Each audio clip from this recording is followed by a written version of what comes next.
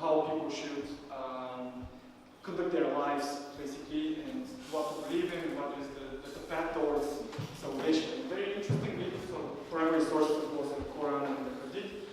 But they have this Islamic finance model, which is inside the Sharia, which kind of was strange for me. But that says that you cannot speculate, you cannot gamble, and you cannot basically be involved in any debt-related activities. They have, of course, found some ways to go around this, I guess, but they kind of, I guess, keep it or it's important. And actually, the ideas which are in the Quran and the Hadith, they are interpreted by scholars or different clerics, and they're called fatwas. This is a link to which I went to, and I found just ordinary people asking, so should I invest in Bitcoin? And they're asking clerics and some, I don't know, scholars from Muslim scholars if they should do that or they shouldn't do that. And the answers were basically that Bitcoin is not, they shouldn't consider money because money is only something that the government issues. This was the answer to most of the questions that I read. But nonetheless, despite all this company in Indonesia's Blossom Finance, they have concluded that Bitcoin should be considered okay by the Sharia law. So I'm not sure how important that conclusion is for the rest of the Muslim world, or if they'll consider Bitcoin as an okay thing in the future. But at least Indonesia, which are a bit more forward-looking, so to say, they're doing pretty well economically currently, they are okay with this. So whoever voted for this, there you go. You have this strange thing here. And yes, I have this quote. So the conclusion is that cryptos are real, not created through that. So like real as an atom. That was an exact description of what cryptos are. And this is basically the conclusion that all of these things that Bitcoin is used for illegal activities, these are external factors, and they shouldn't be considered as the essence of Bitcoin or Bitcoin itself. Which makes a lot of sense, actually. So if you use cars to steal, like to rob banks, I mean, you shouldn't forbid the usage of cars. But, I mean, in the Muslim world, you can, I guess, expect things like this. And then we go to the Bitcoin Cash hard fork, which is happening May 15th. And it's going to increase the block size of the Bitcoin Cash network to 32 megabytes, which is a huge amount. And it's going to happen on Tuesday, May 15th. It's going to start at 7 Bulgarian time, and we'll be looking for medium time fast and 11 blocks. So these medium time steps are the most recent 11 blocks. If it's equal or greater than this, which is the time, so 11 blocks after this time, the new consensus rules should go into effect.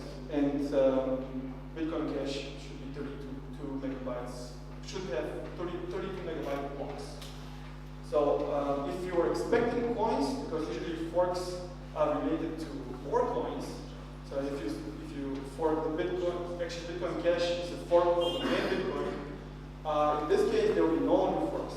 Those forks are not only creating new coins, they are simply sometimes updating the consensus rules by which everybody functions, or all the nodes in the system functions. So no new coins, just increase all the block size to 32 megabytes. And I'm not sure when this was announced actually. I think it was the beginning of April, but we can see that the Bitcoin Cash price is going up a little bit. Well, not that a little bit, it's almost half, 100% up. Maybe related to the fact that the block is going to do 32 megabytes. And the idea behind the 32 megabytes is to allow Bitcoin Cash to not only be used as currency, at least this is what they claim, but also to have this idea of colored coins now even more implemented or widely used. And color coins could be used to represent all kinds of property, digital property, or anything else. So they are looking for the use of cryptocurrencies beyond cryptocurrency, actually. So the use of blockchain technology beyond cryptocurrency. I'm not sure how exactly that's going to happen, but the idea perhaps here is to have to allow a much more higher amount of transactions, so that transactions of cryptocurrency, like Bitcoin Cash, or transactions of color coins could be supported, and the fees actually taken for this transaction to be as low as possible, in order for the business cases behind, for example, the color coins to make more sense. And we have the usual graphs of the Bitcoin and Ethereum price as visible or as available on the day of our meetup, on 31st. Oh, I missed to include the date, but the dot there is day. So we have a little small spike up here in Bitcoin, and then also the same thing in Ethereum, a little spike up, which some people believe is a bootstrap, and we might be in a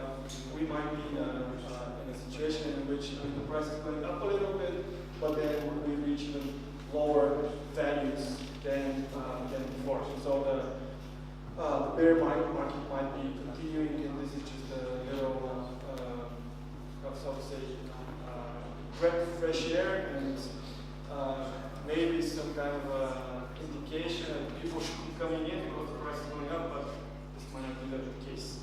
And what we have now is this, and since our lecturer is not still here, maybe just we have to wait a little bit. The last time I spoke to him, he said he's in a taxi coming here directly, and even mentioned that he might be paying the taxi driver more to get him here faster. So hopefully he'll be here as soon as possible. Do something. Yeah. We never take feedback from you guys. Basically, we don't know. Like with these meetups, we started.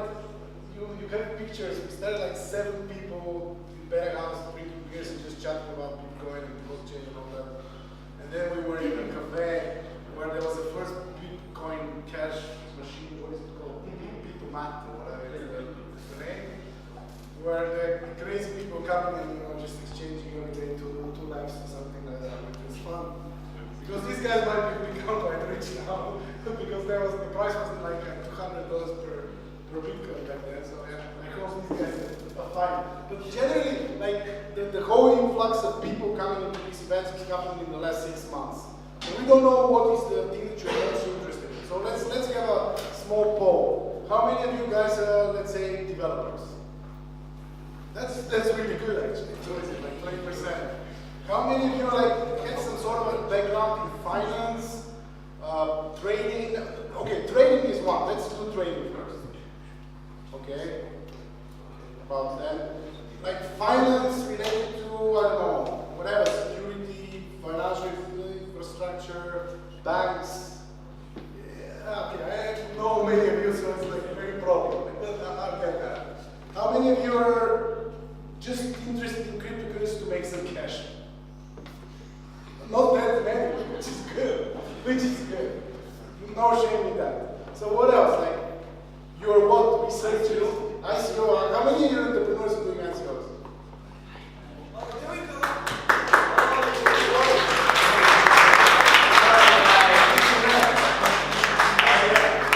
Cool. We'll continue that all to understand what you guys want, but yeah, I'm just looking for. You know what? You just Sorry first, I got back my way. Do you have a presentation? Yeah, I have everything prepared already. No rush. I mean, like, if you 2 minutes more, like, that's fine. Let's continue with the poll then. The rest of you who didn't raise your hand on any of my questions, what are you? What are you doing? Like, somebody can just shout. Why are you interested in the whole thing? Okay, blockchain. Blockchain in general, why? It's a new technology, it's a new shift.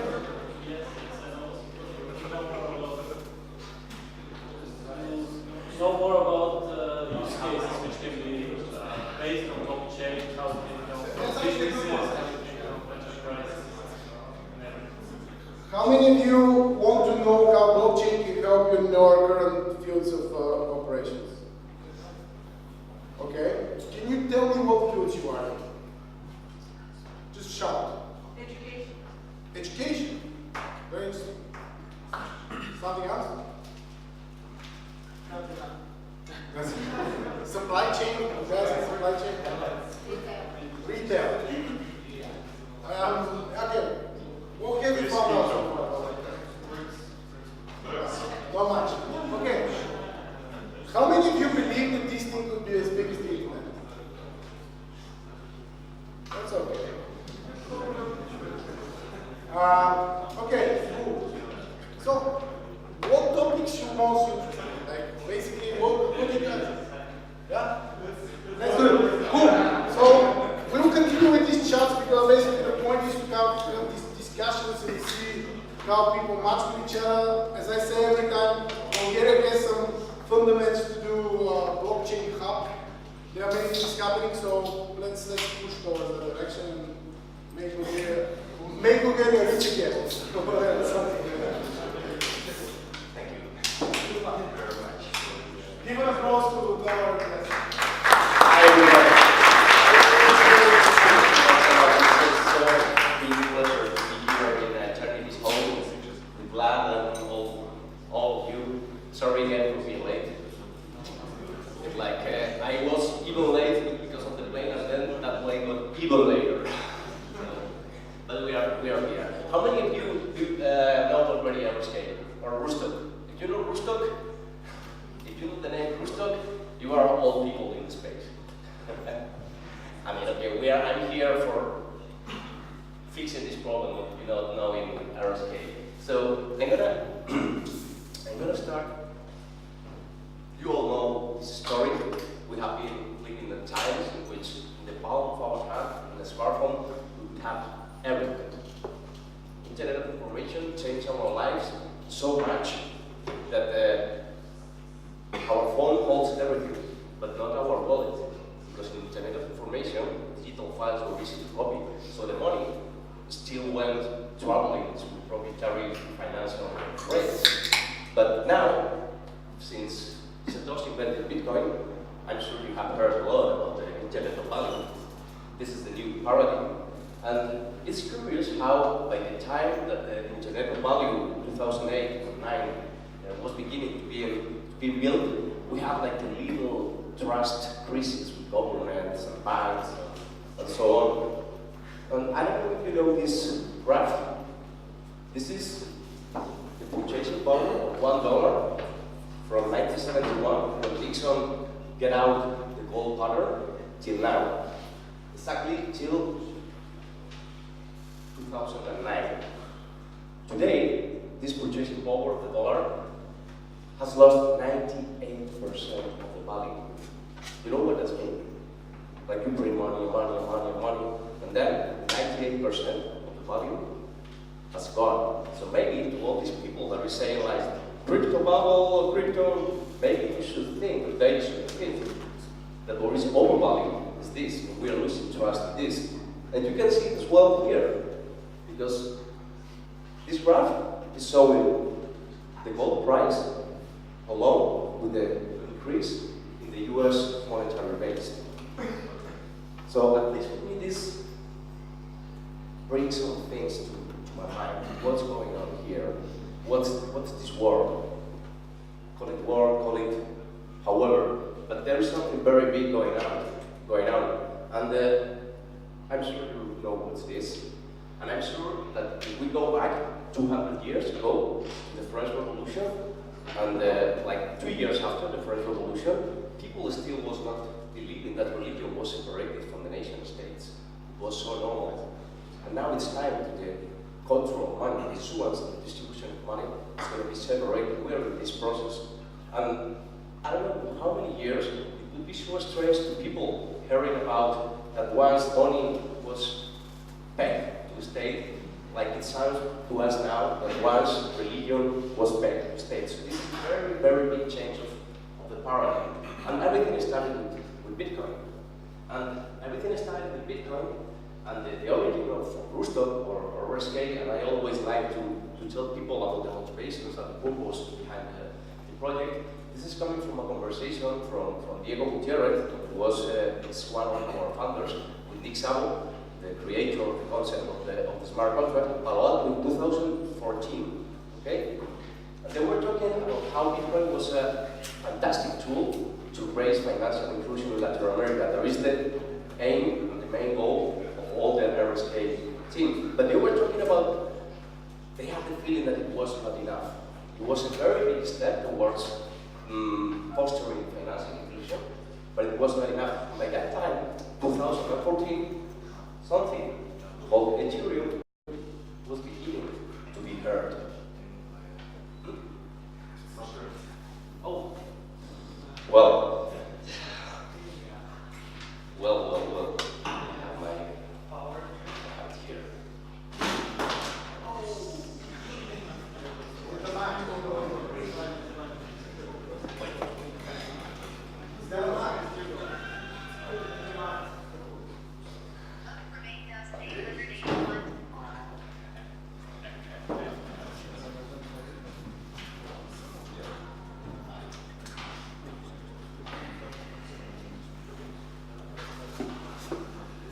Sorry for the interruption.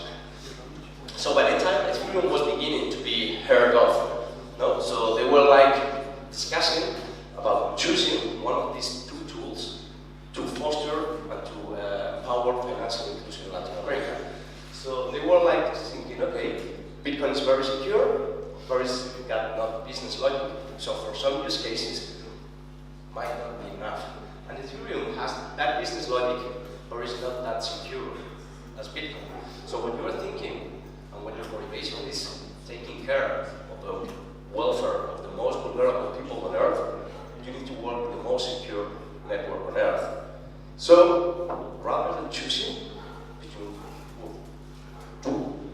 those two, they decided to add Bitcoin the functionality of smart contracts. So no need to reinvent the wheel. There is not a new coin. When RSK was created, there is not a new coin, there is not a newly minted coin or any token or whatever. Smart Bitcoin is just a representation of a Bitcoin, one-to-one, in the RSK blockchain, like we're going to see now. And in this story, at the time, I don't know how many of you have heard about Sergio Lerner. Yeah? Okay, Sergio Lerner, I love this guy because he's very, very, very little known. Because he doesn't like to be on the papers or show up and anything. But for me, could be one of the most important cryptographers in this era. He has been here, for example, at the beginning of Bitcoin, he discovered 6 critical vulnerabilities and he fixed them. He has made like tens of Bitcoin improvement proposals. And Vitalik asked him personally to audit the Ethereum network when they went to mainnet. Sergio Lerner. Sergio Lerner. I will put it when I pass the presentation and so on. I can put it. So Vitalik asked me personally to audit the Ethereum network. So I think it's the only person that has audited both Bitcoin and Ethereum network. So their tremendous knowledge of both networks has allowed him and all the rest of the team, of course, this is not a one-man story, to develop what we are going to see now. And I love this. You see the first phrase here? Each time I see this slide and see the smart contracts powered by Bitcoin, it's like, wow. And not only me, but all the community. If there is one incredible thing, fantastic thing, is that these guys have been able to make the community agree, the miners, between them, wow, the exchanges, developers, the community in general, because it's a no-brainer. We are adding more functionality and more value to Bitcoin, so everybody is happy. And now we're going to get more in why everybody is happy, mostly the miners. So, sorry. This picture as well shows very well one of the features that for me makes RSK most convenient. You see this? The store of value is isolated from the business logic layer. Not like, for example, in Ethereum, you use the same accounts, like a store of value, and to hold the business logic, then you get some problems sometimes. Because here is where the magic and the innovation happens, but also the shit happens there. So when you are able to run smart contracts securing the store of value in the Bitcoin network, you have a much more secure network that will allow you to do much powerful things. I mean, not much powerful things, but because the language is solidity, so that's the same. But at least you can be sure that you won't get a big hack there, because the value is always in the Bitcoin network. If you are able to break the security of Bitcoin network, well, you are a master. You are a fucking master. And now today is built. This Bitcoin, of course, is more than built. And this RSK business logic layer is working now. From December, the mainnet is launched. And today it's possible to run smart contracts written in Solidity, paying the gas fees with Bitcoin, and using only Bitcoin for running the smart contracts with the security, scalability, and transaction fees like 1/10 of Ethereum. 1/10. Okay? But for having this vision of Internet of Value, we consider that once that you have those most secure network, and then you have a smart contract by secure with this network, it's like when we, like as other projects, can achieve the vision of a real Internet of Value that allows people to develop themselves and to get their lives better, in opposite to the financial, monetary, legacy system that we have been living till today. And the pillars of the technology, and now we're going to get a bit more. How many developers or technical people are in the venue now? Well, okay, I'm not a technical guy, but I try to understand things to make it understandable for and enriching for technical people. The first pillar is not compatibility, like it's written there, because something that is compatible, it's something that is not the same, but it works. And in this case, it's the same. If you have a smart contract deployed on the Ethereum virtual machine, you just deploy it on the RSK virtual machine, and it's working. So that's why I say it's not compatible. I think this compatibility has other meanings that it has now. So the reason for this is very clear. Why to say no to all the talent that is in the Ethereum community? Like, if we feel and we treat ourselves like as community, and we all stand for decentralization, innovation, and security, it doesn't matter that you should be worried. I mean, at least for me. And I always, okay, I'm ambassador for RSK, but I like to be like very focused on those three features: decentralization, security, and innovation. And there are a lot of decentralization, security, and innovation out of the space. Why get divided? No, divided we will fail. And this is what we want. So we must be united. And unfortunately, it's not very like this today, but I hope that this divide division things will get a bit better, because otherwise, I really think that we will fail. And they know, and they are trying to make us divide. This is a very old war tactic: divide and you will win. So it's what they're doing now. So for what respect to us, we're going to try not to divide, but to reunite people. Another pillar is the bridge, and this is the real pillar. This is a very simple concept, but I'm not very sure technically it was that simple. As I told you before, smart Bitcoin is not a new coin. It works in this way. If you have, for example, 1,000 satoshis, you send them to a lock-in account. Those 1,000 satoshis will get locked in the Bitcoin mainnet and will get unlocked as smarter Bitcoins in the RSK blockchain. You run your stuff, your smart contracts, blah, blah, blah, and when you are finished, you do the opposite way. The remaining gas, the remaining smarter Bitcoin, you send them back to a login account, and with the same private key, you receive them as unlocked Bitcoins, the original Bitcoins that you have in the Bitcoin network. Is this understandable? Did I make myself clear? Any question here? Because this is a very important part. Because I repeat, it's not a new coin. It's like you lock a Bitcoin in the mainnet and you unlock it in the drive chain. You lock the smart Bitcoin in the drive chain and to unlock it in the mainnet of Bitcoin. So that allows, for example, to have like a very, very strong loop in all the ecosystem, because gas prices are paid in Bitcoin.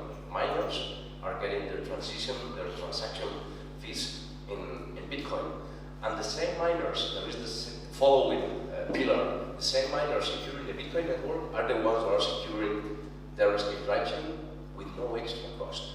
This is one of the main things that has made all the people, well, yeah, sorry. When you lock the Bitcoins, they are locked to an address, right? Sorry? When you lock the Bitcoins, they are locked to an address, right? They are locked in a direction, in an address. When you do some exchange in Rootstock, these Bitcoins are going to somebody else, right? No, that Bitcoins get like, it's like somehow a burning address, but it's not burning, it's like a temporarily burning. Yeah, but when you want to go back to the Bitcoin, Yeah. and these Bitcoins should be transferred to another person, how do you exchange it? No, I mean, you unlock the Bitcoin that you have remaining in your drive chain. I mean, if you put 1,000 satoshis and you consume in gas 500, then you unlock the 500. The other 500 has been already gone to the miners that have mined your smart contract transaction. And this is, I'm happy to make this question because this is important, because in a never scale smart contract, you only need to put money to pay the gas. Because as we saw before, you don't need the store of value, is in the Bitcoin mainnet. So, regarding that the transaction costs are so low, with 1,000 satoshis, you have a bunch of transactions, so you don't need to put a lot of money in the smart contracts. Yeah. As additional from the last one, when you open a smart contract, for example, so you put 1,000 satoshi, guess, actually, functionality, do you send these satoshis to another public address? Sorry, to another public address, yes. Yeah, you said it's Satoshi. So for example, you have, you're looking for 1,000 Yes. Satoshis, and then you pay 500 for gas, and you get 500 back. But the other 500 that are paid for gas, are they sent from that locked address in the mainnet Yes. to the miners? No, they are moving in the drive chain. So I mean, the drive chain, like the concept of sidechain, has its own life. I mean, those 500 that we spent yeah. would have been collected by miners as smart Bitcoin. It's clear about this. I mean, for the rest one, for the rest 500, where they go? You receive them in the same address that you send them from. Can I say? They still stay in the same public address. Yes? Well, Yeah. So basically, I think I want to rephrase that question. So basically, the logic of the contract is executed as on rootstock, but if the contract includes some sort of a payment between two parties, that payment is settled on the core network, right? Sorry. Do you know what's happening? I have this error like that for the plane. I only hear it from this one. That's why I like this one. So if I send Bitcoin to someone Yes. else under certain conditions, the smart contract is on Under certain, rootstock. if you set them under certain conditions, you're running a smart contract and you're setting smarter Bitcoins, not Bitcoins. Okay. So the settlement is in rootstock. Exactly. First, to run the smart contracts, first you should convert them to a smarter Bitcoin by sending them to that login account. So it's safe to say you have a two-way pay, you go to the smart. Exactly, it's a two-way payment. Yes. There's a two-way pay. You move those Bitcoins there, there's still the same amount. Here, there's also smart contracts, then Bitcoin you will do that. Exactly. So the question here is, if three people, let's say each put 1,000 in, so let's say three people put 1,000 Satoshi or whatever, moved it into the Meetup smart Bitcoins, and they were going through a bunch of rules, and then all of these 3,000 need to get back, convert, get out of Bitcoin, become regular Bitcoins. Does that mean that in the regular Bitcoin, in the mainnet, these 3,000, there will be one transaction where these 3,000 get unlocked and moved to where they need to go? Is that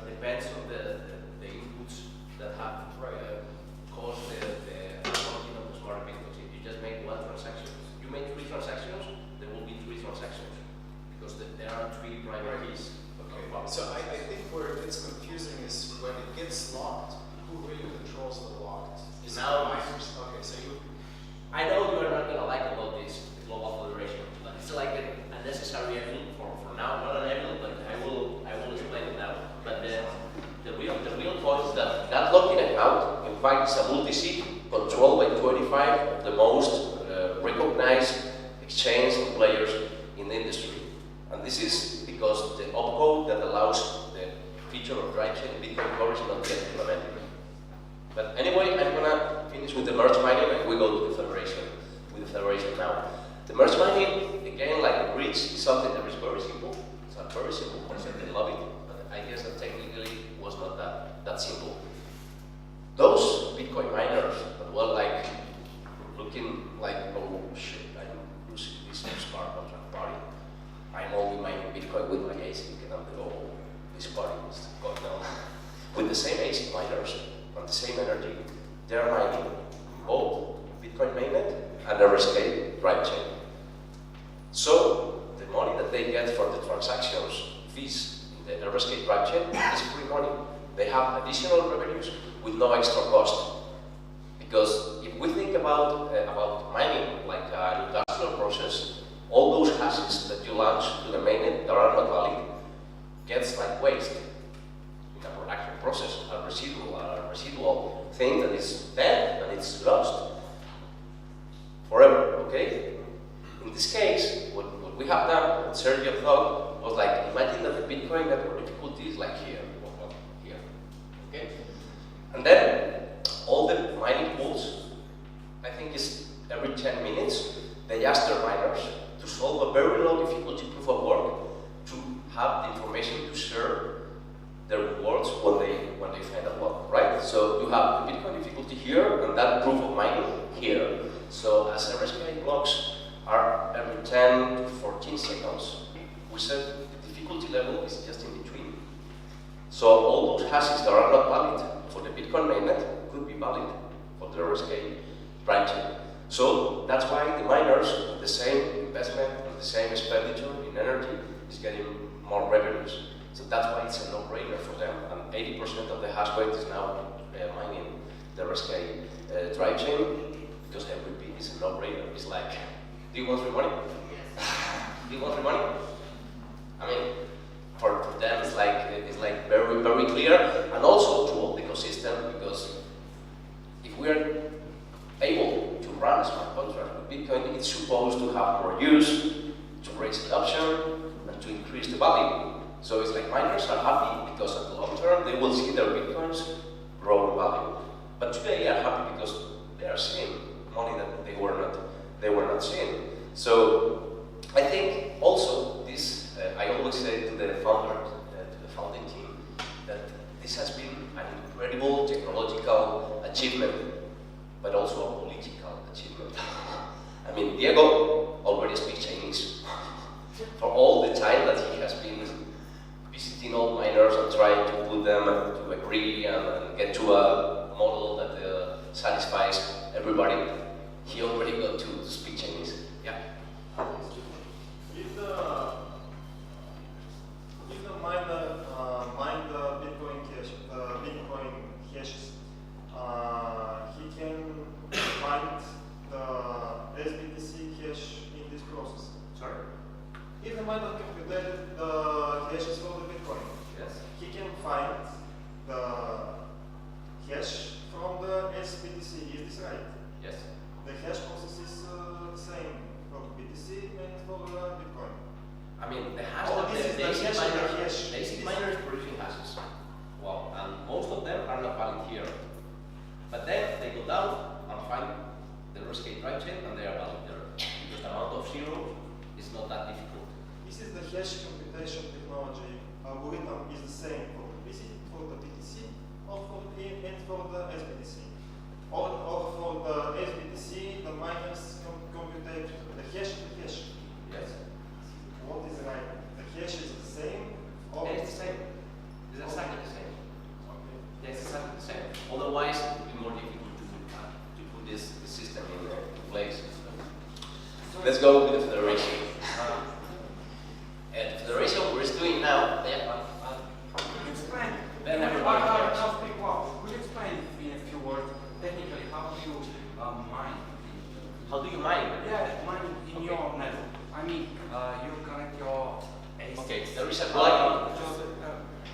Let's just have the questions at the end so that Okay. he can finish and then you can drown him in the questions. But let him finish first. Okay, I finish and then you fry me. Okay. I mean, I was explaining the federation, and it's got something to do with your question. If we have Bitcoin Core now, the drive chain opcode, the federation was not that neat like it is now. The approaches to sidechain, there are two main. One is the classical sidechain that requires five new opcodes and a hard fork, and this drive chain approach from Sergio that requires only one opcode and a soft fork. And this opcode is very easy. This opcode serves for miners to vote yes or no. The smarter bitcoins are getting unlocked or locked. You get it?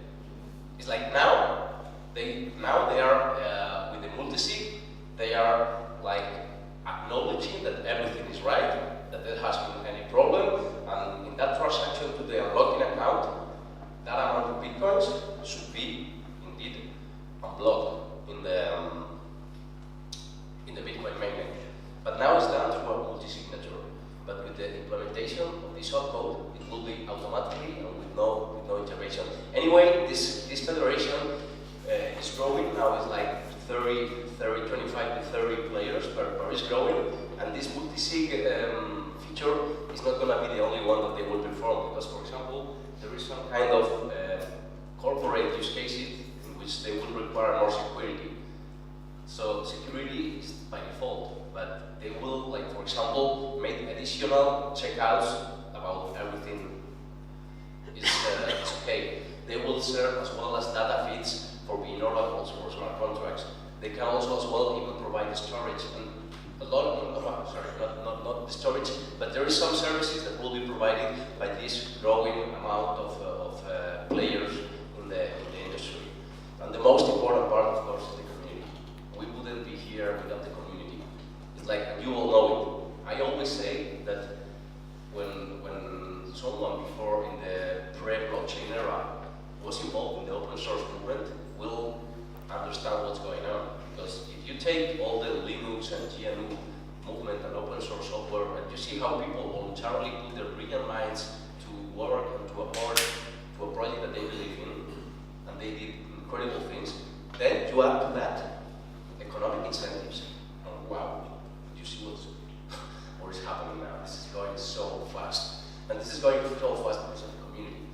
Because of that community that I think, or I would like to be focused not on brands or technologies, but on the concepts that we are pushing together about decentralization, the most important, but then security and innovation.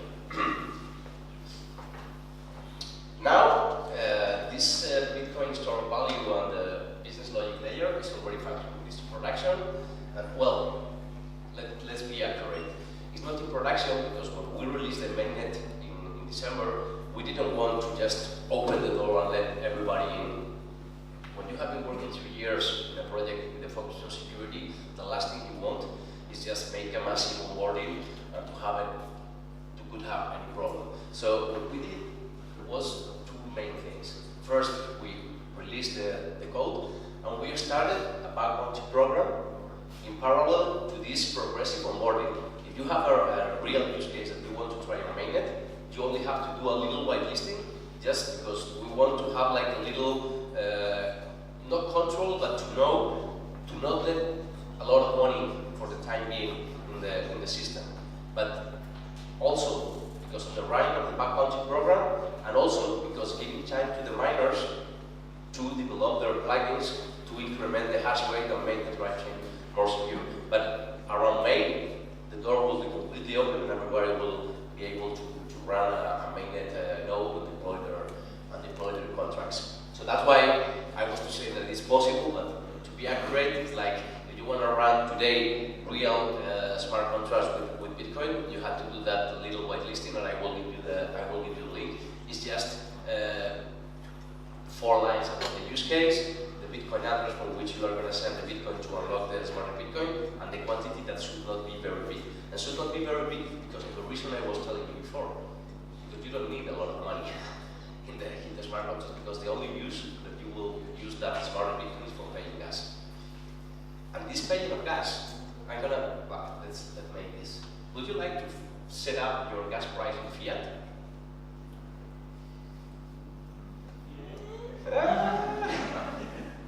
That's a tricky question.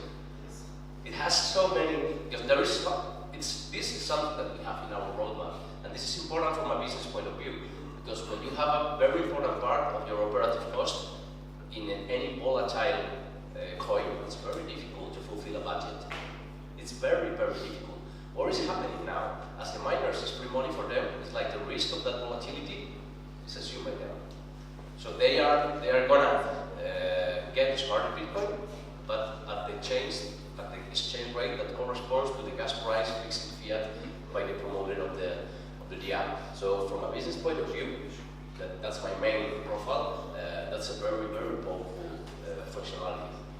This is still not working. It's in our roadmap for this year, but I think it's also a very, very clever movement, right? But this is not enough. For achieving this vision of Internet of Value, we need a directory of human readable addresses, we need certified communications, we need these data feeds, we need a network of micropayments and fast payments, we need the data storage, all to build this DApp framework, tokenize, score, computation systems, exchange, escrows, and so on. And this is what we are working now. And the good part is that rather than in other ecosystems in which there is like some puzzles, and you get the stories from one project, and you get data feeds from other, and you get certified copies from other. Here it's all integrated in a whole, in an only ecosystem. So that makes very much easier life for developers, which is a very good thing for them, and they appreciate it.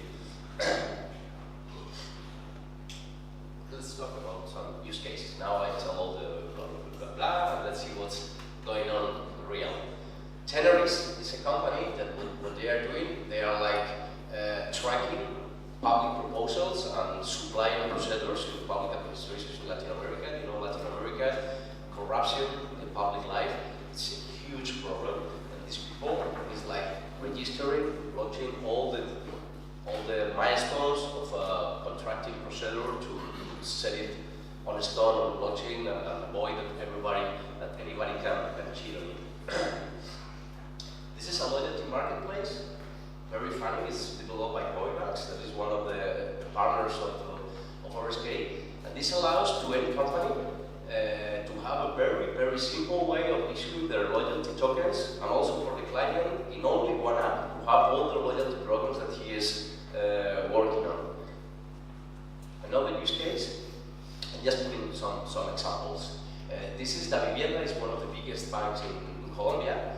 And the stage 3 is the aim, is to be able to convince regulators to do micro-lending. So we are just like building a sandbox in which we are like experimenting with not critical things and increasing the criticality. Stage 1, they are issuing tokens for giving to employees to exchange it for lunch, for example. So it's like a very small user base with your employees, so you can test, you can try, you can see how people behave, how people treat, you can try everything. Then the second stage that we are already on it is to upgrade that to the customers. But the logic is the same, you're issuing tokens, right? And then the next one is to use that same logic and to use, once the regulators have a knowledge of the technology and the potential risks that they have with non-critical use, go to regional remittance, micro-lending, and financial use cases of tokenization. That is, like I told before, our first aim. And it's happening the same with Tarjeta Naranja in Argentina. This is like the most important non-financial credit card in Argentina, and the approach is the same. The only difference is like, rather than doing this stage 1 with all the employees, they are using it to incentivize their sales force. But the second and third steps are exactly the same. And now the part that I'm very involved with, and I love. And first one, I mean, Rusto, it's a company that, like I told you, have a very deep roots in the common good and the financial inclusion. So we have thought that for achieving this vision, it's not only needed to develop this platform and to make foster adoption and so on, but we could do some more things. The first one is the Blockchain for Humanity Award and an accelerator that was first given in LabitConf in Bogota this 1st of December.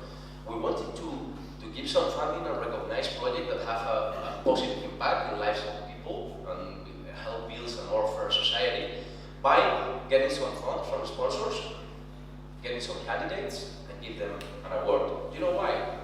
Because I don't know if any of you, well, I know of one of you, is involved in any social blockchain project with all these ICOs and grid around. It's so fucking hard to get from idea to a working product.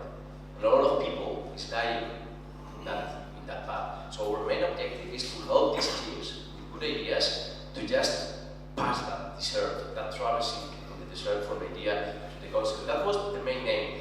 But what happened? That we have like so an amount of sponsors and candidates and people that wanted to mentor projects to help in technical, in business, in legal, and so on, that we were like, wow, why don't we build with the awarded and other projects a non-profit social accelerator that can structure this process for getting that goal, for getting from idea to the concept. And we have realized that money is important, but with these first 4 awarded projects that were awarded in December, we have discovered that we can add much more value, not only with the money, but for example, opening doors, giving some mentorship. For example, Ethica, one of the projects that won the award in the financial inclusion category, is now in an Asian tool with RSK.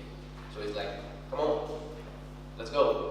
And now they also have an agreement with the Startup Token, another accelerator. So it's like not only about the money, but also about opening doors, presenting intuition to people, putting our network to the disposal of these people. So getting our aim. There is like when all this ICO bubble burst, there should get something. We still have to get some kind of projects like this. And it's also very important for regulators, because if we are able to raise a lot of these kind of projects, regulators will realize that this is not only about cryptocurrency, scams, protecting investors, qualified investors, blah, blah, blah, blah, blah. No, they will realize and see with their own eyes that this technology has much more powerful appliance than what they are thinking about now. So it's like a way of protecting ourselves for them being so restrictive with blockchain technology. If we are able to show them the positive impact these technologies in other parts, they won't be so hostile at the time to regulate. So this is like, it's not a secondary, it's not a primary aim, but we have realized that it's a very important thing for the ecosystem. We have to be able to show regulators what are the real benefits of this technology for the improvement of human lives. And that's what we are doing. So I highly would invite you to, if any of you has any social project, idea, team, whatever, enter in b4h.org. I will send you the details, and there is like an applying form, very simple, very simple. We want to keep it simple. And the next award will be given in December in Chile, in LabitConf. LabitConf is the next non-profit project. LabitConf is run by the NGO Bitcoin Argentina, to which RSK is very related because it was founded by one of our founders, and there are some people involved in RSK and NGO Bitcoin Argentina. And LabitConf is the main Latin American conference on Bitcoin and blockchain. It's being celebrated since 1213, and each time it's in one country in Latin America. And what they do is like harnessing the thing that they go, for example, to Mexico or in Argentina to do a conference. They are all the year trying to foster and empower the communities there and helping build the communities. So each time LabitConf is in a country, they make sure that they're going in that country get some subscribers of community. So they have also built this content Bitcoin Latin America. So we can say that this LabitConf and the people behind has helped a lot to build the whole Bitcoin community and blockchain community in Latin America, which is very, very important. This is a project that I love. Do you know, in Spanish, a van is called furgoneta. Furgoneta, right? We came up with the Bitcoineta project. And this is a van that is called Bitcoineta that has some TVs and some training materials that is gonna just go over every little village in Latin America to teach people about Bitcoin and the blockchain revolution. I mean, I love this one. I love this one, and I also love it because it's time I'm talking about it. For example, in Europe, there are 3 people that want to run the Bitcoineta. In Africa, there are some people, so it's starting to move because it's like the approach that we are getting is like, if you want to have pass some 4 months, 6 months of your life with a van, wherever in the world, training people to know Bitcoin, just let us know. We're trying to provide some sponsorship and getting some agreement with people to provide and activate the Bitcoinetas. The first one, I think the next month is beginning his tour in Latin America, and we hope that by the end or the beginning of next year, we would like to have at least 2 or 3 more Bitcoinetas running around. And last but not least, financial inclusion is not only about giving a bank account to people. It's about including them in the economy. It's about letting them get into this revolution. So we are providing very high quality training materials, open source for free for everybody that wants to learn and to teach other people the same. Because for example, it's like my town, I live in a very small town in Spain that is like a developed country, but León in Spain is not very developed. So in this program, we are being able to train a lot of people, a lot of developers that maybe, who knows, came up with startups and ideas that can make a company and improve the development of the city. Not to talk about other parts of the world with less lag. Because other part is like we are evolving to a Java-based virtual machine and to develop another language based in Java. Why? How many Java developers are there in the world? Millions. So it's a way to get these people and let them in this revolution. So from this point of view, even you in the Meetup, whatever, we are not, it has not to be a university or whatever, it's just some team of people that wants to teach others. It can be church. It's not necessarily be free. I mean, we provide content for free, but I mean, the partners decide to charge the people. I mean, it's free. The only thing we want is to put the contents at the disposal of the community and the people that wants to teach people.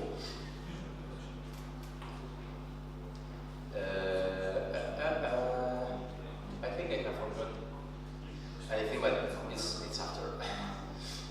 I love this. I'm sure you already know it, but it's like the new definition of a millionaire is not to make $1 billion, $1,000 million, is to positively affect the life of 1 million people. And this change of paradigm is like, then you realize that if you are positively affecting the lives of 1 million people, it's very likely that you make a lot of money. But the point here is that what do you want? The money or the impact? So it's like, I'm very convinced that when you do things because of your passion, your purpose, and what you want to do in life, if you add value and positively impacting the life of 1 billion people is creating value, money will come.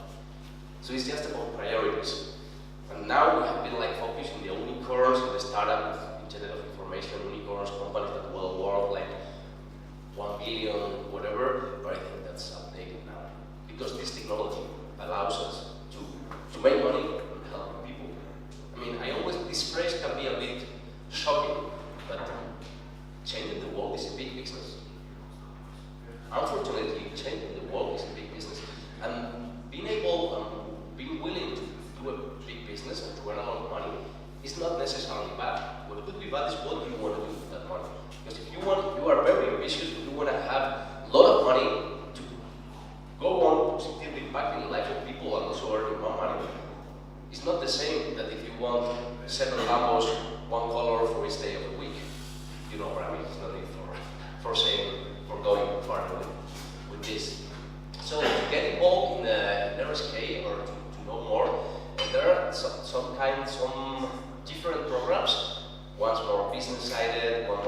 decided, one's more for developers, and so on. The first, of course, our GitHub. The first thing to learn more about RSK, even more for developers, is to check the code and the GitHub, and also talk to our developers in the GitHub. One of the things that I most like a lot of RSK is that the founders are in the chats answering everybody 3 years after. In the Telegram channel, Diego is the most active user, but in the GitHub, there is like technical discussion and that. The 3 technical background founders are very active. So to any developer that wants to solve an app or know more, I would recommend you to get in the GitHub. And there is like now like 200 people or so on. So they will be very responsive and will help you with whatever that you have. And this last link is about the white listing that I told you before. Anyway, all these links I will send it to Vlad so he can send it to you. And this is the partner network. We are like getting engaged with IT companies or consultancy companies to get together and help them to develop RSK solutions, because we are an infrastructure solution. We are not going to make any development for a startup. So that's why we have a network of partners that is being developed. And so if any of you or knows any IT company that wants to get involved and receive free training, materials, and support from the platform, you will have the link of the program. The next one, we have already talked about it, is the Educate program. I would highly recommend you also. It's very related to the ambassador part. I'm an ambassador, and the training part and the training materials are are quite the same. So it's like if you want to do it just by yourself, to learn, run some meetups, to teach some people, the good thing is being an ambassador. But if you want to have like a little structure or whatever, and you want to teach more people and make it like a current or frequent activity, the RSK Educate is more the program. And about the community, we have the ambassador programs. It's like so funny. I have learned a lot with the free training material that I provide me. It's like so amazing being in contact with ambassadors all over the world, sharing use cases, thinking together on ideas, raising the community, getting in contact with all of you, people like you, knowing people. It's just amazing.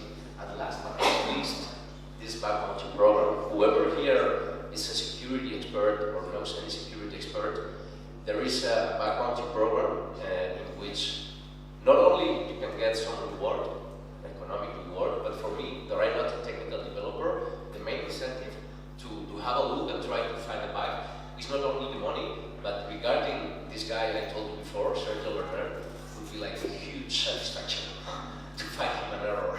So it's like that, these kind of things that, okay, money is like, it rings your bell, but these kind of things to some kind of people, and I'm that kind of people, not technical, but but this kind of people will be like a huge challenge to find a bug in this incredible work.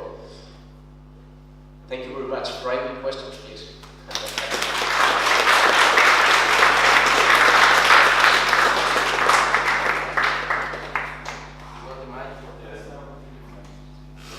Who has a question?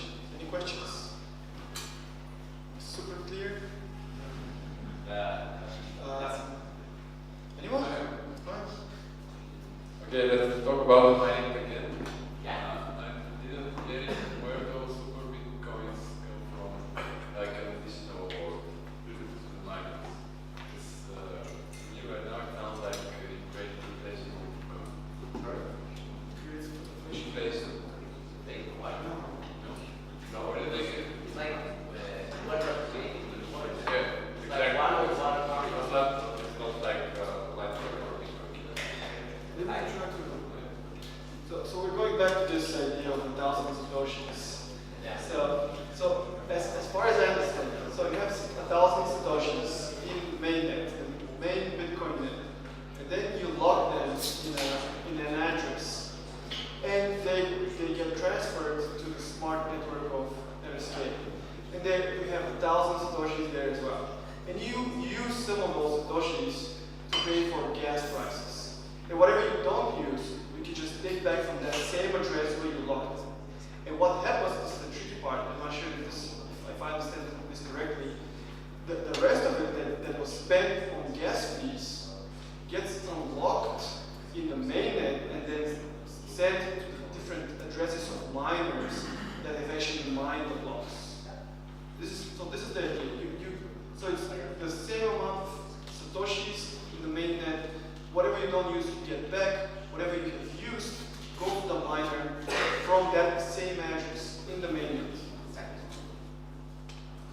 So, does it basically work on the other end, pretty much like running the Ethereum VM, or so we don't have just spending gas. Like if we compare it to regular Ethereum, right? What if, okay, so I moved 1,000 there, but then I didn't just put them as some smart contracts. Maybe I sent them to other people, sent them to 1,000 other people, and so it's not just the fees. It's really That is part of the cool. yeah.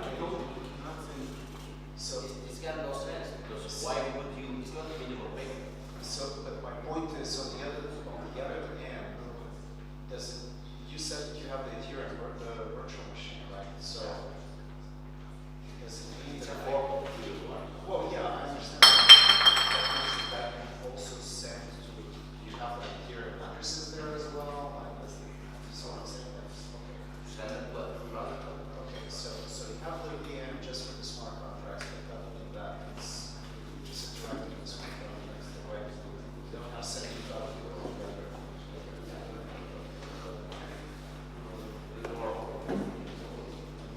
Anyone else?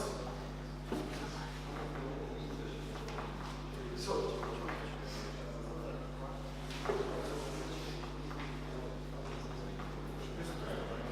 Can we also expect smart contracts on Dash, Litecoin, Bitcoin Cash in the future?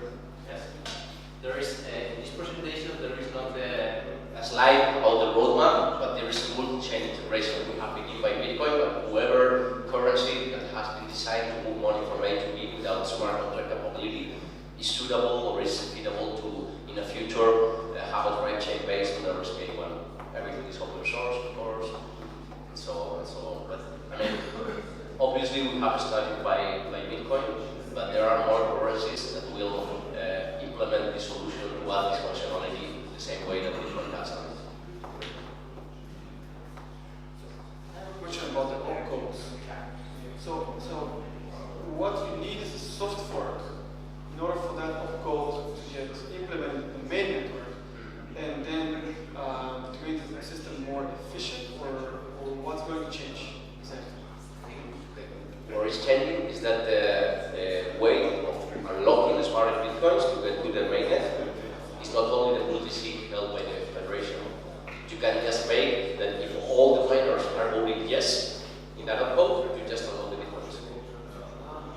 So it's like it's just yes or no. That opcode is for the miners to signal if they are agree that it's legit, that the amount of smart bitcoins that are supposed to be unlocked in the Bitcoin network is okay. Because think about this like in a big pot of Bitcoin unlocked bitcoins, and a lot of smart bitcoins distributed in different RSK right chain addresses running their smart contracts. So whenever the example of the thousands of doses that we were putting before, if you spend 500 in gas, for example, 50 will have gone to one miner, 50 will have gone to another miner. So that miner that has 50 will get the 50 satoshis back from the Bitcoin mainnet from the same address. But he will be the one that with his private key will send it to the unlocking account. So that Bitcoin that I originally locked for running my smart contracts is going to be unlocked by the miner that was paid with that smart Bitcoin for me to run my smart contracts. So then the money is moving. And currently, that Bitcoin is unlocked by the 25 members. It's not by the miners, but the okay. Exactly. And it happened a very curious thing with this, that I was like very surprised. There is a tweet from Italy like 3 weeks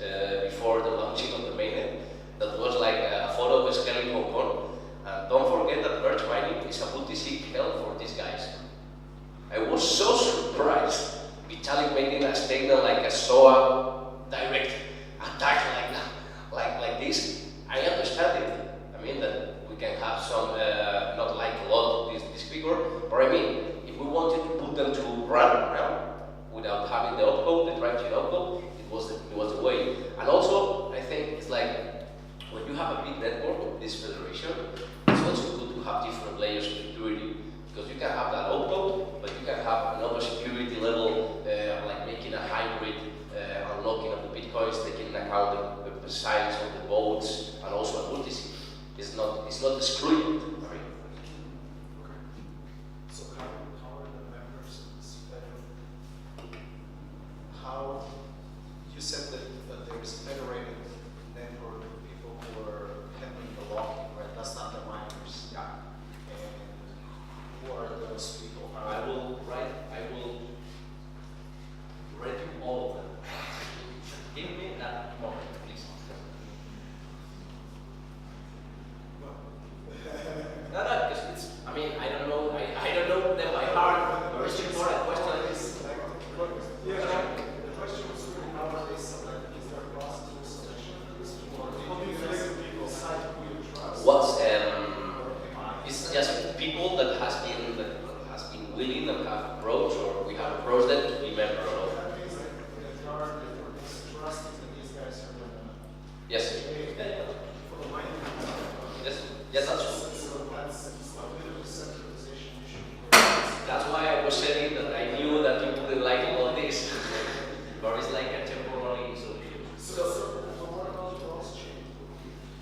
What about some of those cross-chain atomic swaps that have been already implemented? Could you not use something like that? Cross-chain atomic swaps between different networks, could you not use something like that to do a two-way peg between the smart device?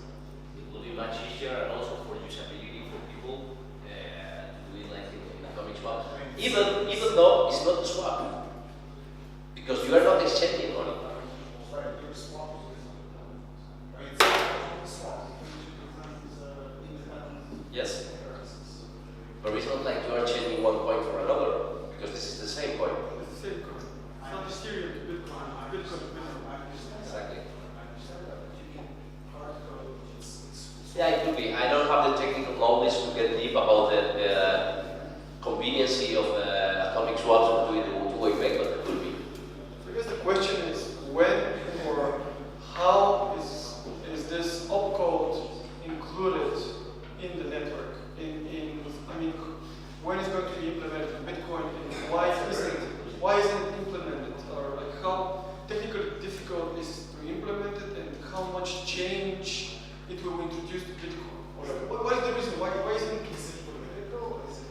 Is it political thing, or why is that? I don't really know. I think we should maybe ask Adam back. I mean, we have, like I told before, we have submitted the VIP like 1 year ago.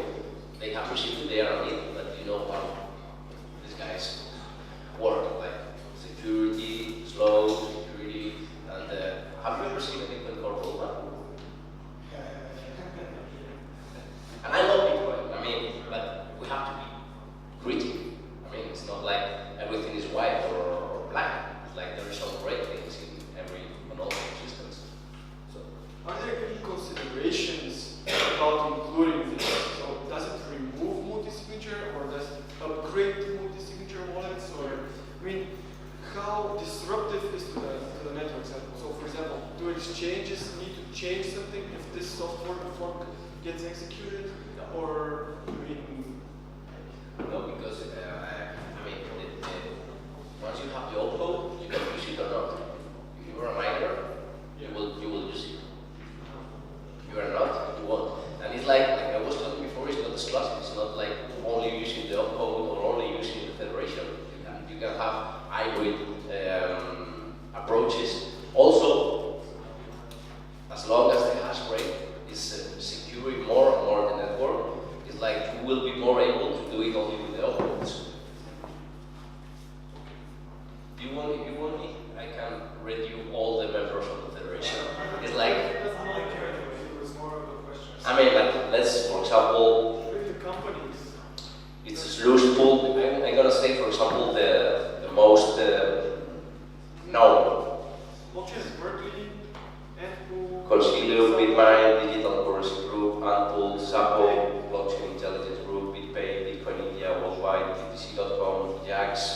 BitX, Sure BTC, BitGo. Most of them are exchanges. Rich Fund, Gold, Coinbeer. Stepping solutions and all Yeah. security of smart contracts. Bitso, CoinFoundry, CoinDash, BAMX, Blockchain Academy, Slush. Yeah. I mean, I will send you all the. So these are actually not people, but I guess these are companies, or organizations, which perform this function. And are they getting paid in some way for this, or is? They will get part of the miners, not getting the whole transaction cost. Part of the mining cost is like, oh, I forgot one very important thing. If there is one thing that we would say in Satoshi, oh man, the white paper is the rewarding of the full nodes in Bitcoin to incentivize decentralization. RSK is going to grab some slice of the miners' revenue to give them to the Bitcoin nodes and to the RSK nodes. Like, I think it's 2.5% of the mining revenues will go to reward the nodes. So it's like the first time that a second layer solution contributes to the decentralization of the first layer solution. In order For that part, for that services, the global federation, the checkout, data feeds, and so on, of course, they will pay. Okay, so in order to have a node, an RSK node, what do you just install it as a standard node? Yeah, just install it. It's not the same as Bitcoin Core, for example. You need to have Bitcoin Core in parallel to RSK. You can just run a single RSK node. And for that you get 2.something% from the mining fees. From the 2.5, I remember, I think it's it's 0.5 for the Bitcoin mainnet nodes and 2% for the RSK nodes. So the Bitcoin nodes also get some fees. Yes. Why is that? We incentivize people to run Bitcoin nodes. So we also but which Bitcoin nodes then? Because there are, for example, 5,000 current nodes, Bitcoin nodes. Does this one something goes to all of them? No, only to the ones that are synchronized. Well, yes. But yeah, that amount of money, that pot is going to be shared and distributed between all Bitcoin and RSK nodes. I know that the whole amount is 2.5%, and I think this, I don't remember if it's 1 and 1.5 or 0.5 and 2, but in that area. Okay, so if which version of the node should I be running in order to get the RSK fees? Any, just need to be a Bitcoin Core node. But you need to register your address somewhere. I don't really know under the hood how are they doing the distribution, because it's not very easy to know that they are synchronized respecting the privacy and IPs of the nodes. But I will go up to you with the exact mechanism of rewarding the nodes. How are we doing? All right. Any other questions? More questions? It's now 9 something, so I think it's time to finish up. I promised that we're going to finish at the same time as usually, so now it's